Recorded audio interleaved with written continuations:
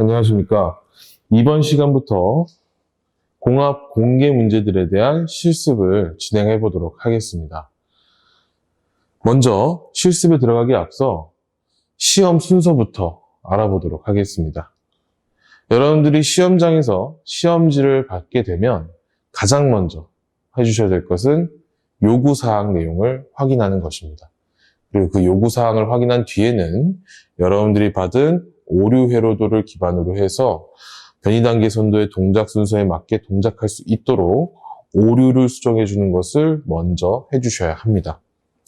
그 이후에 공기압 회로도를 통해 시스템 구성 및 배관 연결을 진행을 하고 수정된 전기 회로도를 통해서 배선 작업을 진행하시면 이제 기본 동작에 대한 작업을 진행할 수 있게 되고요.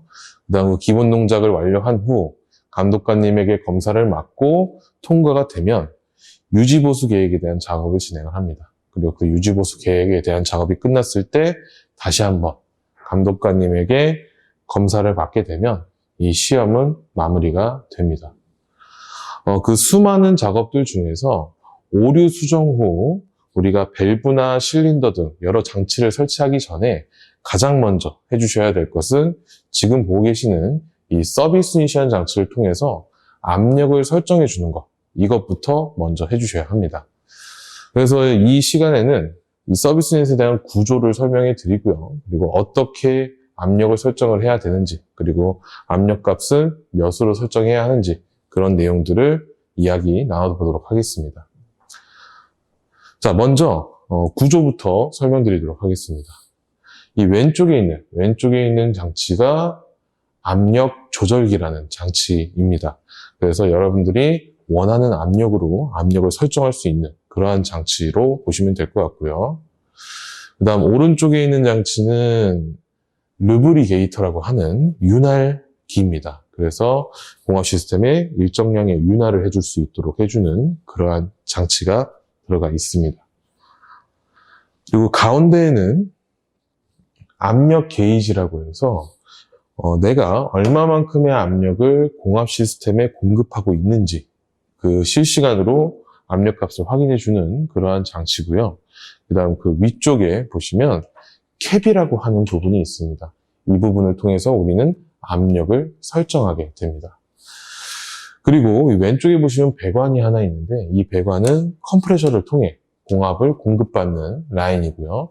그다음 오른쪽에 보시면 가스밸브처럼 생긴 파란색 장치가 있는데 이 장치는 스톱 밸브라고 해서 내가 설정한 압력대로 공합 시스템에 공합을 공급할 것인지 말 것인지를 결정해주는 온오프 장치라고 보시면 될 것 같습니다. 그래서 이 스톱 밸브를 통해서 밑에 있는 공기 분배기로 공합을 전달을 하고 그다음 그 공기 분배기에서 다시 공합 시스템으로 공합을 공급하게 되는 그러한 과정을 거치게 됩니다. 자, 그러면 지금부터 공합 압력을 설정하는 방법을 보여드리도록 할 텐데요. 먼저 우리가 확인해 봐야 될 거는 요구사항을 확인해 봐야 됩니다. 요구사항에는 지금 현재 어떻게 쓰여져 있냐면 공합 시스템의 압력은 0.5 메가파스칼로 설정을 해라 라고 적혀 있습니다. 근데 여기서 주의하실 점이 하나 있습니다. 어떤 거냐면 저희가 사용하는 저 압력 게이지의 단위가 크게 세 종류가 있습니다. 첫 번째는 메가파스칼 단위로 되어 있는 압력 게이지, 두 번째는 바 단위로 되어 있는 압력 게이지, 세 번째는 PSI로 되어 있는 압력 게이지, 이런 식으로 세 종류가 크게 있는데 보통은 메가파스칼이나 바 단위를 많이 사용을 합니다. 근데 요구사항에는 반드시 메가파스칼 단위로 제시가 되고요. 만약에 제가 사용하는 압력 게이지가 메가파스칼 단위를 사용하고 있다. 그러면 그 요구사항에 나와 있는 0.5라는 수치로 똑같이 맞춰주면 됩니다. 왜냐하면 단위가 똑같기 때문에요.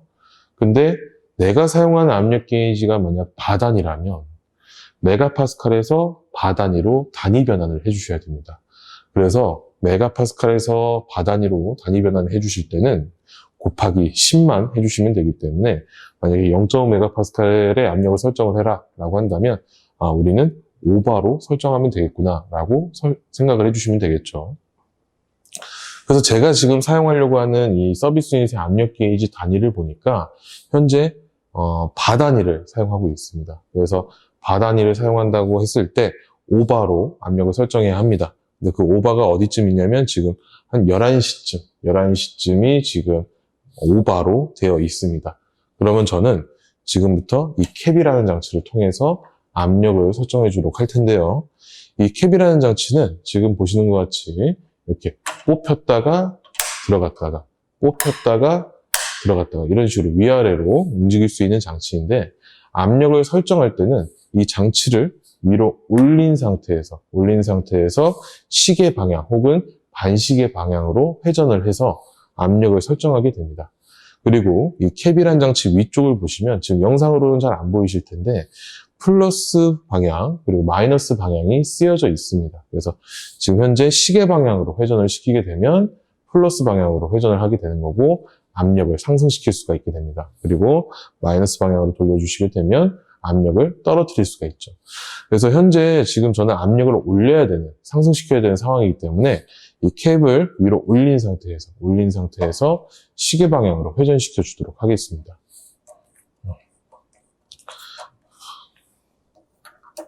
자, 그러면 눈금이 올라가는 것을 우리가 확인할 수가 있게 되고요.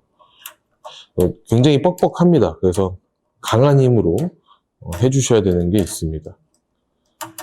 자, 이렇게 오바까지 압력을 올려놓고 나서 압력을 다 설정을 했으면 이 캡이라는 부분을 이렇게 내려주시는 것까지 해서 마무리를 지어주시면 됩니다. 그래서 지금 보신 것과 같이 압력을 설정해 주시면 될 것 같고요. 여기서 주의사항 몇 개를 좀 말씀을 드리면, 일단 첫 번째가 압력을 설정하고 나서 저희가 뒤에 작업을 진행을 하겠죠. 배관 연결도 하고 배선 연결도 하고, 그때 압력의 변동이 있을 수 있습니다. 내가 다른 작업을 하고 다시 봤을 때 압력값이 오바가 아니라 막 5.5바 이런 식으로 올라가 있는 경우가 있을 수도 있습니다.